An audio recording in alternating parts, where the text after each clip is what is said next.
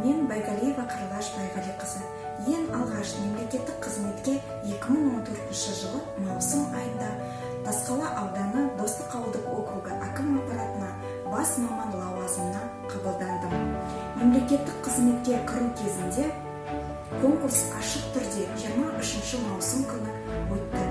Дәл осы күні мемлекеттік қызметшілер күні болатын.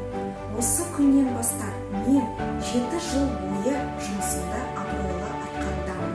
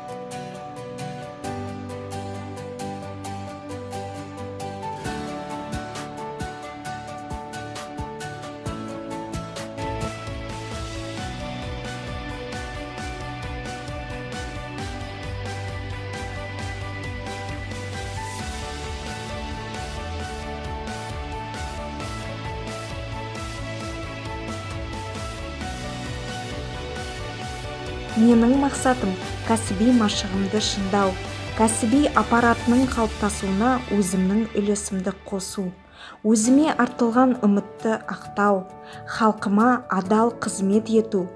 Мемлекеттік қызмет менің кәсіби қалыптасуым үшін табылмас мектеп.